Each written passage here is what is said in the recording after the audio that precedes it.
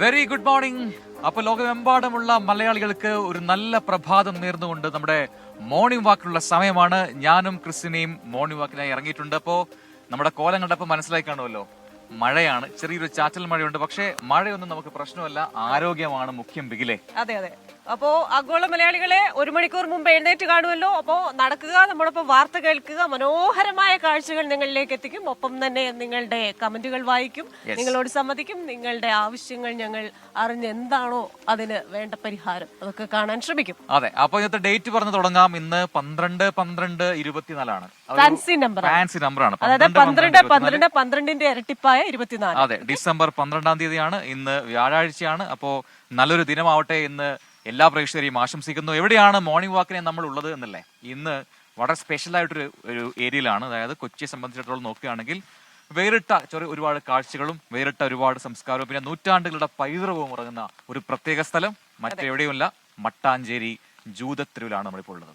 അതെ, പോർച്ചുഗീസുകാരും ഫ്രഞ്ചുകാരും ഡച്ചുകാരും ഒക്കെ വന്ന് ഇവിടെ ഒരു ഡച്ച് പാലസ് ഉണ്ട്, മട്ടാഞ്ചേരി പാലസ് ഉണ്ട്, സ്ട്രീറ്റ് ഉണ്ട്. അതിന്റെ മുന്നിൽ നിന്നാണ് നമ്മുടെ ഈ നടത്തം തുടങ്ങിയത്. അപ്പോ ഇപ്പൊ ഒരു ഇരുട്ടൊക്കെയാണ്. ഇപ്പൊ കുറച്ച് കഴിഞ്ഞ് കഴിഞ്ഞാൽ വെളിച്ചമൊക്കെ വരും, അപ്പോഴത്തേക്കും നല്ല കാഴ്ചകൾ കാണാം. അപ്പോൾ കുറച്ച് തിരക്ക് കുറഞ്ഞൊരു ഏരിയ ഇന്ന് തെരഞ്ഞെടുത്തത് ഇവിടുത്തെ ഈ കാര്യങ്ങളെ കുറിച്ചൊക്കെ ഒന്ന് പറയാൻ വേണ്ടിയിട്ടാണ്. ഇവിടെ ഒരുപാട് കഥകൾ പറയാനുണ്ട്, കുറെ പേരെ പരിചയപ്പെടാനുണ്ട്. അപ്പൊ നമുക്ക് തുടങ്ങല്ലേ? അതെ. അപ്പൊ വാക്കിംഗ് ഓൾറെഡി തുടങ്ങി കഴിഞ്ഞു. സ്വാഗതം മോർണിംഗ് വാക്കിലേക്ക്. ഒരു സുപ്രഭാതം ആശംസിക്കുന്നു.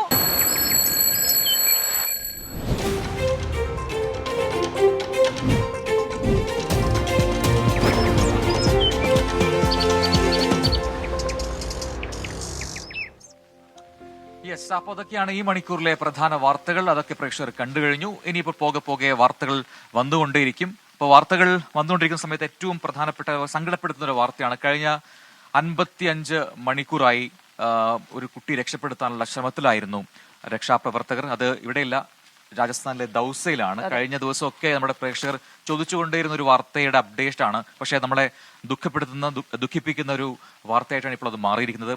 ആ കുട്ടിയെ പുറത്തെടുത്തെങ്കിലും ആശുപത്രിയിൽ എത്തിച്ചെങ്കിലും ജീവൻ രക്ഷിക്കാൻ കഴിഞ്ഞില്ല എന്ന സങ്കടകരമായ വാർത്തയാണ് ഈ രാവിലെ തന്നെ പുറത്തു വരുന്നത്. അതെ, ബൽറാം നെടുങ്ങാടിയോട് നമുക്ക് വിശദാംശങ്ങൾ ചോദിച്ചറിയാം. ബൽറാം, നമ്മൾ കാത്തതൊരു ശുഭവാർത്തയാണ്, പക്ഷെ എത്തുന്നത് അശുഭവാർത്തയാണ്. വിവരങ്ങൾ. പ്രജിൻ, ക്രിസ്റ്റീന, രാജ്യം കഴിഞ്ഞ 3 ദിവസമായി രാജസ്ഥാനിലെ ദൗസയിൽ നിന്നും പ്രതീക്ഷ നൽകുന്ന ഒരു വാർത്ത അല്ലെങ്കിൽ ഒരു ശുഭവാർത്തയ്ക്ക് വേണ്ടി കാത്തു നിൽക്കുകയായിരുന്നു.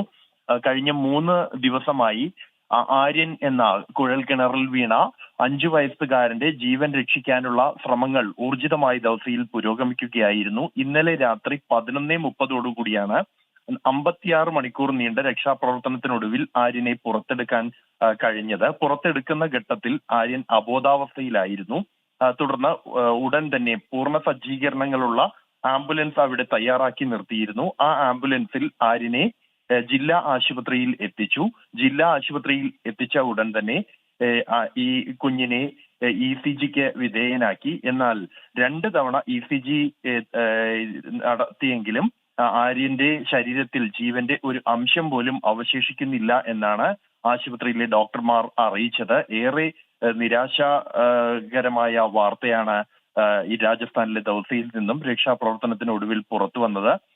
ഈ 3 ദിവസമായി ആര്യന്റെ മാതാപിതാക്കൾ അടക്കമുള്ളവർ, നാട്ടുകാർ ഉൾപ്പെടെയുള്ളവർ ഈ രക്ഷാപ്രവർത്തനം നടക്കുന്ന കിണറിന് ചുറ്റും നിൽക്കുകയായിരുന്നു. ഈ വാർത്തയറിഞ്ഞ് ആര്യന്റെ മാതാപിതാക്കൾ ബോധരഹിതരായി ഇരിക്കുകയാണ്. മറ്റ് ജില്ലാ അധികൃതർ അടക്കമുള്ളവർ ഇപ്പോഴും സംഭവ സ്ഥലത്ത് തന്നെ ഉണ്ട്. ഈ ആര്യനെ രക്ഷിക്കാനുള്ള ആദ്യ 2 ശ്രമങ്ങളും പരാജയപ്പെട്ടിരുന്നു. ട്രാക്ടറും JCBയും ഉപയോഗിച്ച് മണ്ണ് മാറ്റി പുറത്തെടുക്കാനുള്ള ശ്രമം പരാജയപ്പെട്ടു. തുടർന്ന് അംബർല ടെക്നിക്ക് ഉപയോഗിച്ച് ഈ കുഞ്ഞിനെ പുറത്തെടുക്കാൻ ശ്രമിച്ചെങ്കിലും അതും ഫലം കണ്ടില്ല. തുടർന്നാണ് സമീപത്ത് മറ്റൊരു കിണർ കുഴിച്ച് പ്രവർത്തനം നടത്തുകയായിരുന്നു കഴിഞ്ഞ ഒരു ദിവസമായി നടത്തി വന്നത്.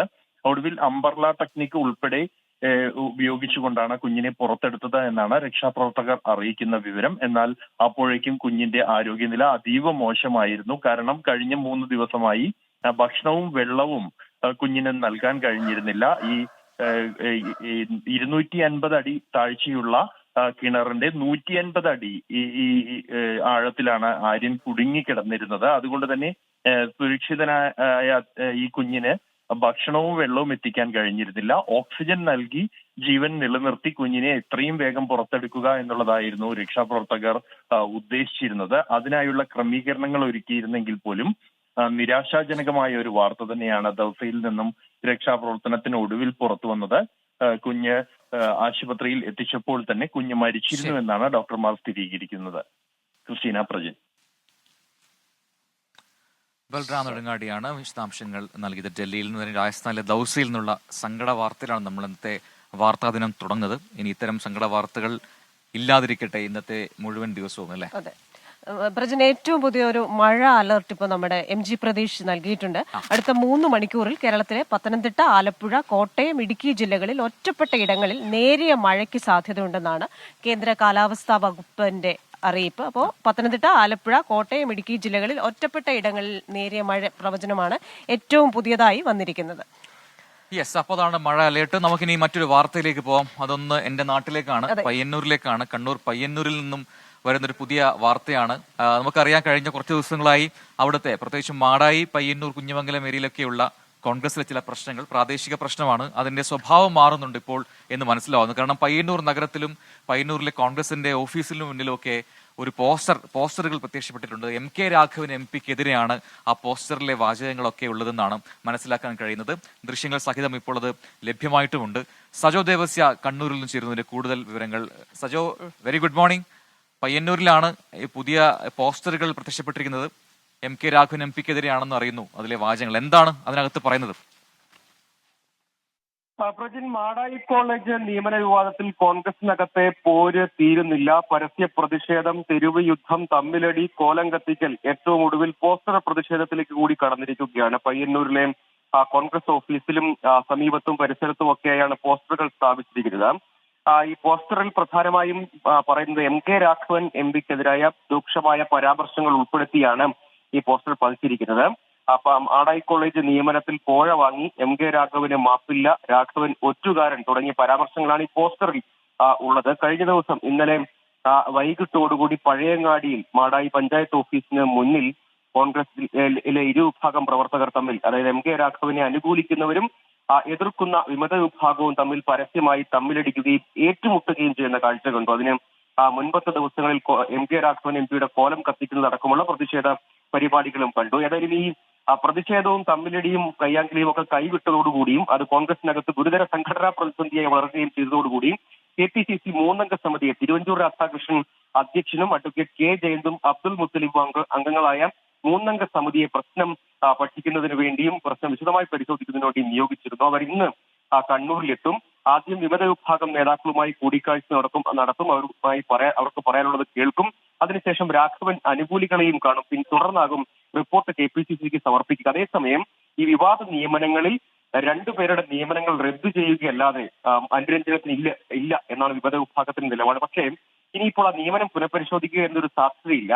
പകരം ഇവരുടെ പ്രതിഷേധം തണുപ്പിക്കാനുള്ള മറ്റു മാർഗങ്ങൾ കൂടി നിർദ്ദേശിക്കുക എന്ന ഒരു വെല്ലുവിളി കൂടി സമിതിക്ക് മുന്നിലുണ്ട്. അതെങ്ങനെയാകും KPCC തുടർന്ന് അങ്ങോട്ടേക്ക് നേരിടുക എന്നത് കാത്തിരുന്ന് കാണേണ്ടതാണ്. എന്തായാലും സംഘടനയ്ക്കകത്ത്, കണ്ണൂരിലെ സംഘടനയ്ക്കകത്ത് ഗുരുതരമായ സംഘടനാ പ്രതിസന്ധി. കണ്ണൂരുകാരനായ കോഴിക്കോട് MP-ക്കെതിരെ യുദ്ധം എന്ന് പറയുമ്പോൾ അത് മലബാറിലാകെയും സംസ്ഥാന രാഷ്ട്രീയത്തിലും ചെറുതല്ലാത്ത പ്രശ്നങ്ങളിലേക്ക് നയിക്കുന്നുണ്ട്. കാരണം കണ്ണൂർ DCCയും MK രാഘവനും 2 തെറ്റിലാണ്. അതടക്കമുള്ള വലിയ പ്രതിസന്ധി, സംഘടനാ പ്രതിസന്ധി നേരിടുകയും ചെയ്യുന്നുണ്ട്. അതുകൊണ്ട് വേഗത്തിൽ ഈ പ്രശ്നം പരിഹരിക്കേണ്ട ഒരാവശ്യം സംസ്ഥാന നേതൃത്വത്തിന് വന്നു ചേർന്നിരിക്കുകയാണ്. പക്ഷേ ഇപ്പോഴും നിലപാടുകളിൽ ഇരുവിഭാഗവും ഉറച്ചു നിൽക്കുന്നുണ്ട്. അതെങ്ങനെ പരിഹരിക്കാനാകുമെന്നടക്കം ഈ സമിതിയുടെ റിപ്പോർട്ട് കിട്ടിയതിനു ശേഷമായിരിക്കും തുടർ നടപടികളിലേക്ക് കടക്കുക. ഇന്ന് തന്നെ പരിശോധനയിലേക്ക് കടക്കും എന്നാണ് സമിതി അധ്യക്ഷൻ അടക്കം വ്യക്തമാക്കിയത്. വൈകിട്ടോടുകൂടി 3-അംഗ സമിതി കണ്ണൂരിലെത്തുകയും ചെയ്യും. ശരി, സജോ ദേവസ്യാണ് വിശദാംശങ്ങൾ നൽകിയത്. ക്രിസ്റ്റീന, പയ്യന്നൂരിലൊക്കെ ഈ പറഞ്ഞ പോലെ MK രാഘവൻ MP-ക്ക് ഒരു ഇത്രയും നാളത്തെ രാഷ്ട്രീയ പാരമ്പര്യമുള്ളൊരു നേതാവ്, കോൺഗ്രസിന്റെ അടിയുറച്ചൊരു നേതാവ്, പൊതുസമ്മതനാണ് MP എന്ന നിലയിലൊക്കെ തന്നെ. പക്ഷെ ഇപ്പോൾ ഇങ്ങനെ ഒരു കുരുക്കിൽപ്പെട്ട് അദ്ദേഹത്തിന്റെ ഇമേജിന് എത്രമാത്രം ഇടിവുണ്ടായിട്ടുണ്ട് എന്നൊക്കെ ഇപ്പൊ നമ്മൾ അവിടുത്തെ ഓരോ സംഭവങ്ങളും അതാണ് സൂചിപ്പിക്കുന്നത്. കഴിഞ്ഞ ദിവസം മുല്ലപ്പള്ളി വന്നു. മുല്ലപ്പള്ളി രാമചന്ദ്രന്റെ മുന്നിൽ നിന്നാണ് അവിടുത്തെ ബ്ലോക്ക് പ്രസിഡന്റിനെ പിടിച്ച് തള്ളുന്നത് നമ്മൾ കണ്ടത്. അങ്ങനെ പ്രശ്നങ്ങളൊന്നും സീരിയസ് ആവുന്നുണ്ട് അവിടെ. പക്ഷെ ഒരു വശത്ത് ഈ പറയുന്നത് പോലെയുള്ള ആഭ്യന്തര പ്രശ്നങ്ങൾ പലയിടത്തും കോൺഗ്രസിൽ നിലനിൽക്കുന്നു. ചില വിഷയങ്ങളിൽ കോൺഗ്രസ് പറയുന്ന അഭിപ്രായത്തിന് ബലമില്ല എന്നുള്ള വാദങ്ങൾ വരുന്നു. ഇങ്ങനെയൊക്കെ നടക്കുന്ന സാഹചര്യത്തിലാണ് KPCC നേതൃയോഗം നടന്നത്. പക്ഷേ ഈ നേതൃയോഗത്തിലും ഈ പറയുന്ന KPCC അധ്യക്ഷനെ മാറ്റുക എന്ന ഒരു കാര്യം, രണ്ട് ഈ പറയുന്ന പോലെയുള്ള ആഭ്യന്തര പ്രശ്നങ്ങളൊന്നും ചർച്ചയാവുന്നില്ല. അപ്പോൾ ഈ നേതൃമാറ്റ ചർച്ചകൾക്ക് തൽക്കാലം ചെവി കൊടുക്കേണ്ടെന്നാണ് നേതൃത്വം പറയുന്നത്. തദ്ദേശ തെരഞ്ഞെടുപ്പിന് മുൻപ് പുനഃസംഘടന ഉണ്ടാകാനുള്ള സാധ്യതയുണ്ടെങ്കിലും തിടുക്കപ്പെട്ട് KPCC അധ്യക്ഷനെ മാറ്റേണ്ടതില്ലെന്നാണ് തീരുമാനം. എന്നാലും അനൗദ്യോഗികമായി ആരംഭിച്ച ചർച്ചകൾ പുറത്തു പോകുന്നതിലും നേതൃത്വത്തിന് അതൃപ്തിയുണ്ട് എന്നുകൂടി അറിയുന്നു. ചർച്ചകൾ പുറത്തു പോകാതെ തർക്കങ്ങളില്ലാതെ ഒരു പുനഃസംഘടന നേതൃത്വവും പ്രതീക്ഷിക്കുന്നില്ല. എന്നാൽ വലിയ പൊട്ടിത്തെറിയില്ലാതെ പുനഃസംഘടന പൂർത്തിയാക്കുകയാണ് ലക്ഷ്യം. ആരംഭിച്ച ചർച്ചകൾ തൽക്കാലം നിർത്തി വൈദ്യുത നിരക്ക് വർധനയിൽ സമരം ആരംഭിക്കാനാണ് തീരുമാനം. എന്നാൽ KPCCയിലെ പുനഃസംഘടന വൈകുന്നതിൽ ചില നേതാക്കൾക്ക് അസ്വസ്ഥതയുണ്ട്. KPCC അധ്യക്ഷനെ നിലനിർത്തിക്കൊണ്ടുള്ള പുനഃസംഘടന എന്ന ഫോർമുല പലരും അംഗീകരിക്കുന്നില്ല. തദ്ദേശ തെരഞ്ഞെടുപ്പിന് മുൻപ് ആരോഗ്യ കാരണങ്ങൾ ചൂണ്ടിക്കാട്ടി K. സുധാകരനെ മാറ്റാനാണ് നീക്കം. എന്നാൽ അധ്യക്ഷ പദവി ഒഴിയാൻ K. സുധാകരന് താൽപ്പര്യമില്ല. VD സതീശന്റെ പ്രവർത്തനത്തിനൊപ്പം നിൽക്കാൻ കഴിയുന്ന ചെറുപ്പക്കാരൻ അധ്യക്ഷ സ്ഥാനത്തേക്ക് വരണമെന്നാണ് പ്രതിപക്ഷ നേതാവുമായി ബന്ധപ്പെട്ടവരുടെ ആവശ്യം. ചെറുപ്പക്കാരായ റോജി M. ജോണിന്റെയും മാത്യു കുഴൽനാടന്റെയും പേരുകൾ പരിഗണിക്കുന്നതും VD സതീശന്റെ കൂടി താൽപ്പര്യം മുൻനിർത്തിയാണ്. എന്നാൽ സാമുദായിക സമവാക്യം മുൻനിർത്തി അടൂർ പ്രകാശിനെ പരിഗണിക്കണമെന്ന ആവശ്യവും ശക്തം. സന്ദീപ് വാര്യരെ KPCC ഭാരവാഹിയാക്കണമെന്നതിലും രണ്ടഭിപ്രായമുണ്ട്. ചില DCCകൾ വേഗത്തിൽ പുനഃസംഘടിപ്പിക്കണമെന്നാവശ്യപ്പെട്ട് പരാതി ഉൾപ്പെടെ വന്നു തുടങ്ങി. പരാതി ലഭിച്ച DCCകളിൽ നേതൃമാറ്റം അനന്തമായി വൈകിപ്പിക്കാനാവില്ല. എന്നാൽ തൽക്കാലം മാധ്യമങ്ങളിലൂടെ വാർത്തകൾ പുറത്താകുന്നതിനാൽ അടുത്ത വർഷം ആദ്യത്തോടെ ചർച്ച ആരംഭിക്കാമെന്നതാണ് തീരുമാനം. സംസ്ഥാനത്ത് ഭരണവിരുദ്ധ വികാരം നിലവിലുണ്ടെന്നും തമ്മിലടിച്ച് അവസരം നശിപ്പിക്കരുത് എന്നുമാണ് പാർട്ടിക്കുള്ളിലെ വികാരം. 24 തിരുവനന്തപുരം. നമ്മൾ ഈ നടന്നുകൊണ്ടിരിക്കുമ്പോൾ ഒരു കൂട്ടം കുട്ടികളും ടീച്ചേഴ്സും കൂടെ ഒരു ട്രിപ്പിന് പോയിക്കൊണ്ടിരിക്കുകയാണ്. നമ്മുടെ സീന മുഹമ്മദ് പറയുന്നു, ഞങ്ങളുടെ സ്കൂളിലെ സീനിയർ സ്റ്റുഡൻസും ഞാനടക്കമുള്ള ടീച്ചേഴ്സും വാഗമൺ ട്രിപ്പ് പോവുകയാണ്. ഒരു ഹായ് അല്ല, അപ്പൊ സേഫ് ട്രാവൽ, എല്ലാവരും സുരക്ഷിതമായി യാത്ര ചെയ്യുക, യാത്രയിൽ പാലിക്കേണ്ട എല്ലാ ചട്ടങ്ങളും പാലിക്കുക. അപ്പൊ ആ സ്കൂളിലെ സ്റ്റുഡൻസിനും ടീച്ചേഴ്സിനും സീനയ്ക്കും എല്ലാം അഭിനന്ദനങ്ങൾ. പക്ഷെ കുഞ്ഞുങ്ങളോട് രാവിലെയൊക്കെ എഴുന്നേറ്റ് വാർത്ത കാണാനും ഈ വാർത്തകൾ ശ്രദ്ധിക്കാനും നടക്കാനും ഒക്കെ കൂടെ പറയുക. അപ്പൊ കുട്ടികളെ സേഫ് ട്രാവൽ, എല്ലാവരും നമ്മൾ എൻജോയ് ചെയ്യണം. എൻജോയ്മെന്റിനൊപ്പം സുരക്ഷയും പ്രധാനമാണ്. അപ്പോൾ നമ്മളിങ്ങനെ നടന്നിങ്ങനെ എത്തുന്നുണ്ട്. അപ്പോൾ ഇവിടെ ഞാൻ നേരത്തെ പറഞ്ഞത് ഇതിന്റെ നിർമ്മിതികളെ കുറിച്ചാണ്. ഇവിടെയൊക്കെ ഒരുപാട് വർഷം പഴക്കമുള്ള കുറെ കെട്ടിടങ്ങളുണ്ട്. ഇപ്പൊ ഇവിടുത്തെ ഈ ജൂത കുടിയേറ്റത്തെ കുറിച്ചൊക്കെ എല്ലാവർക്കും അറിയുന്നതാണ്. മുൻപ് ഇസ്രായേലിൽ നിന്ന് പലായനം ചെയ്യപ്പെട്ട കുറെ ജൂത കുടുംബങ്ങൾ അത് പലയിടങ്ങളിലേക്കായി സ്കാറ്ററായി പോകുന്നു. പിന്നീട് പല രാജ്യങ്ങളിലേക്ക് കുടിയേറുന്നു. അങ്ങനെ കുടിയേറിയ കുറെ പേർ കൊച്ചിയിലും വന്നു. അതിൽ തന്നെ അത് ലോപിച്ച് ഇപ്പോ അവരുടെ എണ്ണം ഇല്ലാതായിരിക്കുന്നു. പക്ഷേ 26ഓളം ആൾക്കാർ മാത്രമേ ഇപ്പൊ കേരളത്തിൽ ജൂതന്മാരായിട്ടുള്ളൂ എന്നാണ് കണക്കുകൾ പറയുന്നത്. അതിൽ തന്നെ മാറ്റങ്ങൾ ഉണ്ടാവാം എന്തായാലും. പക്ഷേ ഈ കെട്ടിടങ്ങളൊക്കെ അതിന്റെ പ്രതീകങ്ങളാണ്. എത്ര തലമുറകൾ കണ്ട കെട്ടിടമായിരുന്നു. നമ്മളിപ്പോ നമ്മുടെ തൊട്ടടുത്ത് 100 മീറ്ററുകൾക്കപ്പുറം സിനഗോഗ് ഉണ്ട്. അതായത് ജൂത വിശ്വാസികളുടെ ആരാധനാലയമാണ്. അപ്പൊ ആ സിനഗോഗിന്റെ അങ്ങോട്ടുള്ള വഴികളൊക്കെ കുറച്ചുകൂടെ കഴിഞ്ഞാൽ തെളിയുമ്പോൾ കാണാം. അടുത്ത വാർത്തയിലേക്ക് നമുക്ക് കിടക്കാം. നമുക്ക് ഇന്ന് വളരെ സന്തോഷമുള്ള ഒരു കൂടിക്കാഴ്ച, അതായത് രണ്ട് അയൽ സംസ്ഥാനങ്ങളുടെ മുഖ്യമന്ത്രിമാരെ കൂടിക്കാഴ്ച നടത്തുകയാണ്. അപ്പൊ ഈ മുഖ്യമന്ത്രിമാരുടെ കൂടിക്കാഴ്ചയിൽ എന്തൊക്കെ ചർച്ചയാകും? അതൊരു പ്രഭാത ഭക്ഷണത്തിൽ ഒതുങ്ങുമോ, അതേപോലെ മുല്ലപ്പെരിയാർ പോലെയുള്ള വിഷയങ്ങൾ ചർച്ചയാകുമോ എന്നുള്ള കാര്യങ്ങളിലൊക്കെ നമുക്കൊരു ഉറപ്പുവരുത്തേണ്ടതുണ്ട്. പറഞ്ഞിരുന്നത് പിണറായി വിജയൻ MK സ്റ്റാലിൻ കൂടിക്കാഴ്ചയെ കുറിച്ചാണ്. അപ്പോൾ ഇരു മുഖ്യമന്ത്രിമാരും ലേക്ക് റിസോർട്ടിലേക്ക് എത്തും കൂടിക്കാഴ്ചയ്ക്കായി. അപ്പോൾ ഈ വിഷയങ്ങൾ, കാവേരി വിഷയമുണ്ട്, മുല്ലപ്പെരിയാർ വിഷയങ്ങളൊക്കെ ഉണ്ട്, അതൊക്കെ ചർച്ചയാകുമെന്നാണ് നമ്മുടെ പ്രതീക്ഷ. ടോബി ജോൺസൺ ആണ് വിവരങ്ങളുമായി ചേരുന്നത്. Toby, very good morning. അപ്പോൾ ഒരു നല്ല ദിനമാവട്ടെ എന്നാണ് നമ്മുടെ എല്ലാം പ്രതീക്ഷ. ഈ പറയുന്ന കുറെ തർക്ക വിഷയങ്ങളിലെ ഏറ്റവും പ്രധാനപ്പെട്ട രണ്ടെണ്ണം, ഒന്ന് കാവേരി വെള്ള പ്രശ്നം, മറ്റൊന്ന് മുല്ലപ്പെരിയാർ വിഷയം. അതെ. അപ്പൊ അതിലൊരു പരിഹാരമൊക്കെ ഉണ്ടാകുമോ? എന്തൊക്കെ കാര്യങ്ങൾ ഇന്ന് ചർച്ചയാകും? മറ്റ് കാര്യപരിപാടികൾ എന്തൊക്കെയാണ്?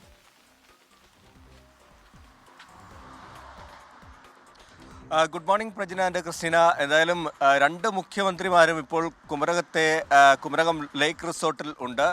ഇന്നലെ രാത്രിയോടുകൂടിയാണ് മുഖ്യമന്ത്രി പിണറായി വിജയൻ അവിടേക്ക് എത്തിയത്. ഉച്ചയോടുകൂടി സ്റ്റാലിനും എത്തിയിരുന്നു. എന്തായാലും ആ സമയത്ത് രാത്രിയിൽ ഒരു കൂടിക്കാഴ്ചയ്ക്കൊന്നും രണ്ടുപേരും മുതിർന്നില്ല. രണ്ടുപേരും അവരവരുടെ റൂമുകളിലേക്ക് പോയി കിടന്നുറങ്ങി എന്നാണ് നമുക്ക് അറിയാൻ സാധിക്കുന്നത്. എന്തായാലും ഇന്ന് പുലർച്ചെ പ്രഭാത ഭക്ഷണം ഒന്നിച്ചാണ് ഇരുവരും കഴിക്കുന്നത്. അതുകൊണ്ട് തന്നെ ആ സമയത്ത് ചർച്ചകൾ നടക്കുമെന്നുള്ള പ്രതീക്ഷ തന്നെയാണ് നമുക്കുള്ളത്. അറിയാവുന്നതുപോലെ തന്നെ തന്നെ മുല്ലപ്പെരിയാറും കാവേരി വിഷയവുമൊക്കെ ഇങ്ങനെ സജീവ ചർച്ചയായിട്ട് നിൽക്കുമ്പോൾ ആ ഒരു ചർച്ചയിലേക്ക് ഇരുവരും കടന്നിരിക്കും. ഒരുപക്ഷെ ഒരു ഔദ്യോഗിക ചർച്ചയ്ക്കപ്പുറത്തേക്ക് ഒരു അനൗദ്യോഗിക ഒരു സൗഹൃദ സംഭാഷണം നടക്കാനുള്ള സാധ്യതയാണ്, ഈ വിഷയങ്ങളൊക്കെ ചർച്ച ചെയ്യാനുള്ള സാധ്യതയാണ് നിലനിൽക്കുന്നത് എന്നാണ് നമുക്ക് മനസ്സിലാക്കാൻ സാധിക്കുന്നത്. അതിനപ്പുറത്തേക്ക് ഒരു ഔദ്യോഗിക സ്വഭാവത്തിലേക്കുള്ള ഒരു ഉദ്യോഗസ്ഥരൊക്കെ പങ്കെടുക്കുന്ന ഒരു ചർച്ചയിലേക്കല്ല ഈ കാര്യങ്ങൾ പോകുന്നത്. ഇന്ന് ഈ പ്രഭാത ഭക്ഷണം കഴിക്കുന്നതിനോടൊപ്പം തന്നെ ഇരുവരും ഇരുന്ന് സംസാരിക്കും എന്നുള്ള വിവരം തന്നെയാണ് നമുക്ക് ലഭിക്കുന്നത്. കഴിഞ്ഞ ദിവസം മുല്ലപ്പെരിയാറുമായി ബന്ധപ്പെട്ട് വലിയൊരു പ്രശ്നങ്ങളൊക്കെ ഉണ്ടായതാണ്. അറ്റകുറ്റപ്പണി നടത്താൻ വന്ന തമിഴ്നാട് സംഘത്തെ തടഞ്ഞു എന്നുള്ള ഒരു വിഷയമൊക്കെ വന്നതാണ്. ആ ഒരു ഘട്ടത്തിലാണ് സ്റ്റാലിൻ നിയമസഭയിൽ തന്നെ ഇക്കാര്യം പറയുന്നു. ഈ വിഷയം കേരള സർക്കാരുമായി മുഖ്യമന്ത്രിയുമായി ചർച്ച നടത്തും, പ്രശ്നം പരിഹരിക്കാനുള്ള നടപടികളിലേക്കൊക്കെ കടക്കുമെന്ന് പറയുന്നത്. അതുകൊണ്ട് തന്നെയാണ് വലിയ പ്രതീക്ഷയോടെ നമ്മളും കാണുന്നത്. ഈ ഒരു വിഷയത്തിൽ ഒരു പരിഹാരമാകുമെന്നുള്ള പ്രതീക്ഷ തന്നെയാണ്. അല്ലെങ്കിൽ ഈ സൗഹൃദ സംഭാഷണത്തിൽ പ്രശ്നപരിഹാരത്തിനുള്ള കാര്യങ്ങൾ ഉരുത്തിരിഞ്ഞു വരുമെന്ന് നമ്മളും പ്രതീക്ഷിക്കുന്നു. ഈ ഒരു ചർച്ച മാറ്റിവെച്ചാൽ ഇന്ന് വളരെ പ്രധാനപ്പെട്ട ഒരു കാര്യം വൈക്കം സത്യാഗ്രഹ സമരവുമായി ബന്ധപ്പെട്ടുള്ള തന്തൈ പെരിയാർ സ്മാരകത്തിൻ്റെ നവീകരിച്ച സ്മാരകത്തിൻ്റെ ഉദ്ഘാടനമാണ്. അതിനുവേണ്ടിയാണ് ഈ ഇരു നേതാക്കളും ഇവിടെ എത്തിയിരിക്കുന്നത്. വലിയൊരു ചടങ്ങായിട്ട് തന്നെയാണ് അത് നടത്തുന്നത്. തമിഴ്നാട് സർക്കാരാണ് അതിന് നേതൃത്വം നൽകുന്നത്. അവരുടെ ഈ വൈക്കം കവലയിലുള്ള ആ ഒരു സ്ഥലത്ത് പെരിയാറിൻ്റെ ഒരു വലിയ സ്മാരകമുണ്ട്, അത് നവീകരിച്ചു. അവിടെ ഒരു ഗ്രന്ഥശാല സ്ഥാപിച്ചു, ഒപ്പം തന്നെ ഒരു മ്യൂസിയമുണ്ട്. അങ്ങനെ വിപുലമായ ഈ ഒരു ശതാബ്ദി വർഷത്തിൽ വൈക്കം സത്യാഗ്രഹം എത്തി നിൽക്കുമ്പോൾ അതിൻ്റെ ഒരു അവസാന ഘട്ടത്തിലേക്ക് എത്തി നിൽക്കുന്ന ഒരു സാഹചര്യത്തിലാണ് തമിഴ്നാട് ഇത്തരത്തിൽ നവീകരണ പ്രവർത്തനങ്ങൾ നടത്തി അത് ഉദ്ഘാടനത്തിലേക്ക് പോകുന്നത്. വിശദാംശങ്ങൾ നൽകിക്കൊണ്ടിരുന്നത്. ടോബി പറഞ്ഞതുപോലെ ഇതൊരു അനൗപചാരിക ചർച്ചയാണ്. പക്ഷേ പല ഔദ്യോഗിക തീരുമാനങ്ങളുടെയും പിന്നിൽ പല അനൗപചാരിക ചർച്ചകൾ, ചിലപ്പോൾ ഒരു ചായ കുടിച്ചുകൊണ്ട് അല്ലെങ്കിൽ വളരെ സൗഹൃദത്തോടെ, ഇരുവരും സൗഹൃദമുള്ള നേതാക്കന്മാരാണ്. അതുകൊണ്ട് തന്നെ ഈ വിഷയത്തിലൊക്കെ മുൻപുണ്ടായിരുന്നതിൽ നിന്ന് വ്യത്യസ്തമായി ഒരു പോസിറ്റീവായ സമീപനം നമുക്ക് ചിലപ്പോൾ പ്രതീക്ഷിക്കാം. അതെ, എന്തായാലും തന്തൈ പെരിയാർ സ്മാരകത്തിന്റെ ഉദ്ഘാടനമാണ് ഇന്നത്തെ പ്രധാനപ്പെട്ട ചടങ്ങ്. അതിന് പങ്കെടുക്കാനാണ് എം.കെ. സ്റ്റാലിൻ ഇങ്ങോട്ട് എത്തിയത്. പക്ഷെ ആ സമയത്താണ് ഇങ്ങനെ ഒരു ഫ്രണ്ട്ലി ടോക്ക് നടക്കട്ടെ, സംഭവിക്കട്ടെ. അപ്പോൾ ഇനി നമ്മൾ പോകുന്നത് കൊല്ലത്തേക്കാണ്. CPIM കൊല്ലം ജില്ലാ സമ്മേളനത്തിലെ തെരഞ്ഞെടുപ്പ് ഇന്ന് നടക്കും. പുതിയ ജില്ലാ കമ്മിറ്റിയെയും ജില്ലാ സെക്രട്ടറിയെയും ഇന്ന് തെരഞ്ഞെടുക്കും. സെക്രട്ടറി പദവിയിൽ 2 ടേം മാത്രം പൂർത്തിയാക്കി സുദേവൻ ജില്ലാ സെക്രട്ടറിയായി തുടരുമെന്നായിരുന്നു സൂചന. എന്നാൽ സുദേവനെ മാറ്റണമെന്ന ആവശ്യവും ശക്തമാണ്. എന്തായാലും സംസ്ഥാന നേതൃത്വത്തിനുള്ള നേതാക്കൾ അടക്കമുള്ളവർ പുതിയ സെക്രട്ടറി വരണം എന്ന അഭിപ്രായത്തിലാണ്. കെ സോമപ്രസാദ്, ജയമോഹൻ എന്നിവരുടെ പേരുകളാണ് സെക്രട്ടറി സ്ഥാനത്തേക്ക് ഇപ്പോൾ ചർച്ചയിലുള്ളത്. 46 അംഗ ജില്ലാ കമ്മിറ്റിയാണ് സമ്മേളനം തെരഞ്ഞെടുക്കുക. കരുനാഗപ്പള്ളിയിൽ നിന്നുള്ള ജില്ലാ കമ്മിറ്റി അംഗങ്ങളായ PR Vasanthan, S Radhamani, PK Balachandran എന്നിവരെ പുതിയ കമ്മിറ്റിയിൽ ഉൾപ്പെടുത്തില്ല. ഇതടക്കം 5 ഒഴിവുകളാണ് ജില്ലാ കമ്മിറ്റിയിലുള്ളത്. DYFI ജില്ലാ സെക്രട്ടറി ശ്യാം മോഹനെ ജില്ലാ കമ്മിറ്റിയിൽ ഉൾപ്പെടുത്തും. അപ്പോൾ നമ്മളിങ്ങനെ മോർണിംഗ് വാക്കിന് നടന്ന് ഇപ്പൊ നമ്മുടെ സിനഗോഗിന്റെ ഒരു എൻട്രൻസിലേക്കുള്ള ഒരു പാത്തിലേക്ക് എത്തിയിരിക്കുകയാണ്. ശരിക്കും ഇവിടെ എത്തുമ്പോൾ നമുക്കറിയാം ഇതൊരു ടൂറിസം സ്പോട്ടാണ്. നിരവധി കടകൾ ഇങ്ങനെ നമുക്ക് കാണാം. അതാ ഈ ഒരു സ്ട്രീറ്റിന്റെ സ്റ്റാർട്ടിംഗ് ആണ് ഇപ്പോൾ രാഹുൽ വീസ് അത് കാണിച്ചു തന്നൂടെ.